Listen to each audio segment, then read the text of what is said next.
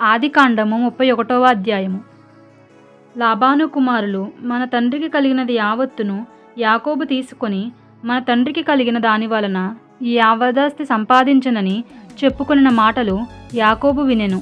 మరియు అతడు లాబాను ముఖము చూచినప్పుడు అది నిన్న మొన్న ఉండినట్లు అతని ఎడల ఉండలేదు.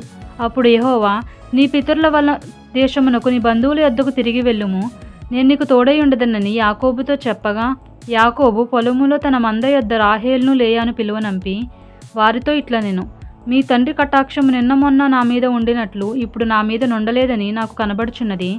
అయితే నా తండ్రి యొక్క దేవుడు నాకు తోడై ఉన్నాడు. మీ తండ్రికి నా యావచ్చక్తితో కొలువు చేస్తునని మీకు తెలిసేయున్నది. మీ తండ్రి నన్ను మోసపుచ్చి 10 మార్లు నా జీతము మార్చెను.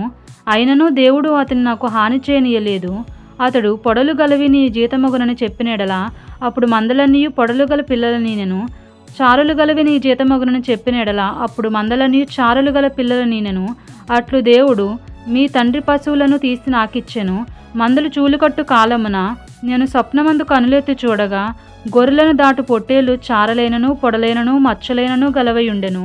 మరియు ఆ స్వప్నమందు దేవుని దూత యాకోబు అని నన్ను పిలవగా, చిత్తము ప్రభువా అని చెప్పి తిని. అప్పుడు ఆయన, నీ కనులెత్తి చూడుము, గొర్రెలను దాటుచున్న పొట్టేలన్నీ చారలైనను పొడలైనను మచ్చలైనను గలవి. ఏలయనగా లాబాను నీకు చేర్చున్నది యావత్తును చూచి తిని. నీవెక్కడ స్తంభం మీద నూనె పోసితివో, ఎక్కడ నాకు మ్రొక్కుబడి చేసితివో ఆ బేతేలు దేవుడను నేనే. ఇప్పుడు నీవు లేచి ఈ దేశములో నుండి బయలుదేరి నీవు పుట్టిన దేశమునకు తిరిగి వెళ్ళుమని నాతో చెప్పిన నేను. అందుకు రాహేలును లేయాయు, ఇంకా మా తండ్రి ఇంట మాకు పాలు పంపులు ఎక్కడివి? అతడు మమ్మను అన్యులుగా చూచుటలేదా? అతడు మమ్మను అమ్మివేసి మాకు రావలసిన ద్రవ్యమును బొత్తుగా తినివేశెను. దేవుడు మా తండ్రి యొద్ద నుండి తీసివేసిన ధనమంతయు మాదియు మా పిల్లలదియునై ఉన్నది గదా.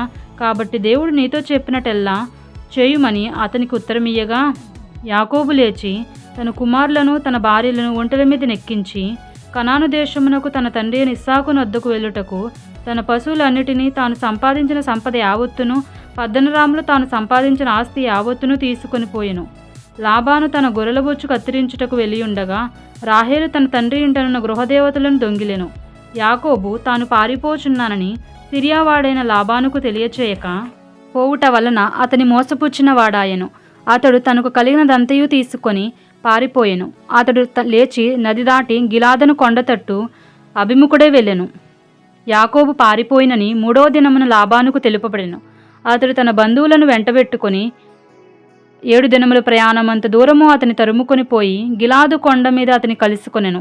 ఆ రాత్రి స్వప్నమందు దేవుడు సిరియావాడైన లాబానొద్దకు వచ్చి, నీవు యాకోబుతో మంచిగాని చెడ్డగాని పలుకుకుము, జాగ్రత్త సుమి అని అతనితో చెప్పెను. లాబాను యాకోబును కలుసుకొనెను. యాకోబు తన గూడారము ఆ కొండ మీద వేసుకొని ఉండెను.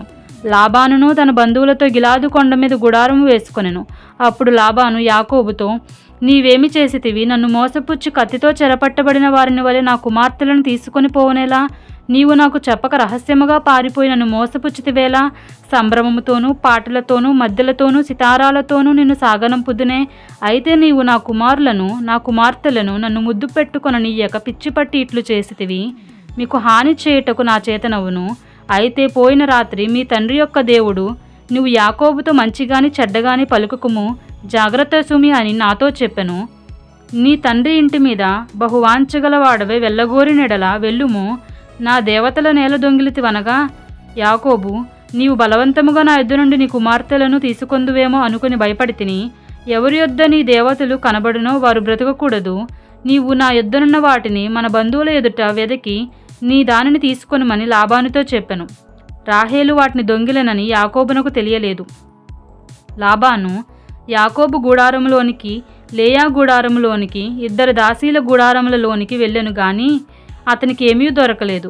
తరువాత అతడు లేయా గూడారములో నుండి బయలుదేరి రాహేలు గూడారంలోనికి వెళ్ళెను. రాహేలు ఆ విగ్రహములను తీసుకొని ఒంటె సామాగ్రిలో పెట్టి వాటి మీద కూర్చుండెను. కాగా లాబాను ఆ గూడారం అందంతటా తడివి చూచినప్పటికీ అవి దొరకలేదు. ఆమె తన తండ్రితో, తమ ఎదుట నేను లేవలేనందున తాము కోపపడకూడదు, నేను కడగానున్నానని చెప్పెను. అతడెంత వెదికినను ఆ విగ్రహములు దొరకలేదు.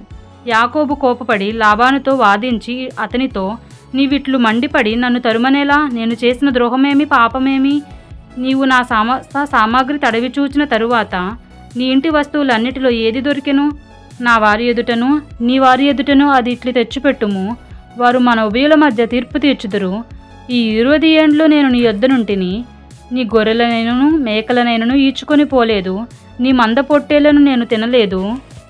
దుష్టమృగముల చేత చీల్చబడిన దానిని నీ యొద్దకు తేక ఆ నష్టము నేనే పెట్టుకొంటిని. పగటి యందు దొంగిలింపబడిన దానినేమి, రాత్రి యందు దొంగిలింపబడిన దానినేమి నా యొద్ద పుచ్చుకొంటివి. నేను ఇలాగుంటిని. పగటి ఎండకును రాత్రి మంచుకును నేను క్షీణించిపోతిని. నిద్ర నా కనులకు దూరమాయను. ఇది వరకు నీ ఇంటిలో 20 ఏండ్లు ఉంటిని. నీ 2 కుమార్తెల నిమిత్తము 14 ఏండ్లును, నీ మంద నిమిత్తము 6 ఏండ్లును నీకు కొలువు చేసి తిని. అయినను నీవు నా జీతము 10 మార్లు మార్చితివి. నా తండ్రి దేవుడు, అబ్రహాము దేవుడు, ఇస్సాకు భయపడిన దేవుడు నాకు తోడై ఉండని ఎడల నిశ్చయముగా నీవు నన్ను వట్టి చేతులతోనే పంపివేసి ఉందువు. దేవుడు నా ప్రయాసమును నా చేతుల కష్టమును చూచి పోయిన రాత్రి నిన్ను గద్దించునని లాబానుతో చెప్పెను.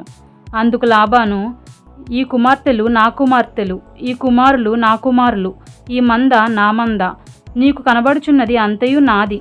ఈ నా కుమార్తెలనైనను వీరు కనిన కుమారులనైనను నేడు నేనేమి చేయగలను? కావున నేనును నీవును నిబంధన చేసుకొందుము రమ్ము.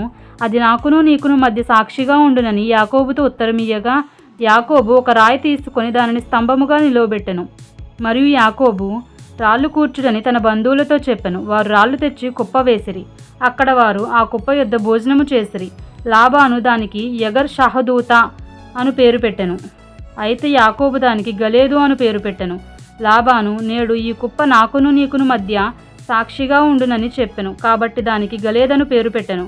మరియు మనము ఒకరికొకరము దూరముగా నుండగా యెహోవా నాకును నీకును మధ్య జరుగునది కనిపెట్టునని చెప్పెను. గనుక దానికి మిస్పా అను పేరు పెట్టబడెను. అంతటా లాబాను, నీవు నా కుమార్తెలను బాధపెట్టినను నా కుమార్తెలను గాక ఇతర స్త్రీలను పెండ్లి చేసుకొనినను చూడుము, మన యొద్ద ఎవరునూ లేరు గదా, నాకును నీకును దేవుడే సాక్షి అని చెప్పెను. మరియు లాబాను, నాకును నీకును మధ్య నేను నిలిపిన ఈ స్తంభమును చూడుము, ఈ కుప్ప చూడుము. హాని చేయవలనని నేను ఈ కుప్ప దాటి నీ యొద్దకు రాకను, నీవు ఈ కుప్పను ఈ స్తంభమును దాటి నా యొద్దకు రాకను ఉండుటకు ఈ కుప్ప సాక్షి, ఈ స్తంభమును సాక్షి. అబ్రహాము దేవుడు, నాహోరు దేవుడు, వారి తండ్రి దేవుడు మన మధ్య న్యాయము తీర్చునని చెప్పెను. అప్పుడు యాకోబు తన తండ్రి అని ఇస్సాకు భయపడిన దేవుని తోడని ప్రమాణము చేసెను. యాకోబు ఆ కొండ మీద బలి అర్పించి భోజనము చేయుటకు తన బంధువులను పిలువగా వారు భోజనము చేసి కొండ మీద ఆ రాత్రి వెళ్ళబుచ్చిరి. తెల్లవారినప్పుడు లాబాను లేచి తన కుమారులను తన కుమార్తెలను ముద్దు పెట్టుకుని వారిని దీవించి బయలుదేరి తన ఊరికి వెళ్ళిపోయెను.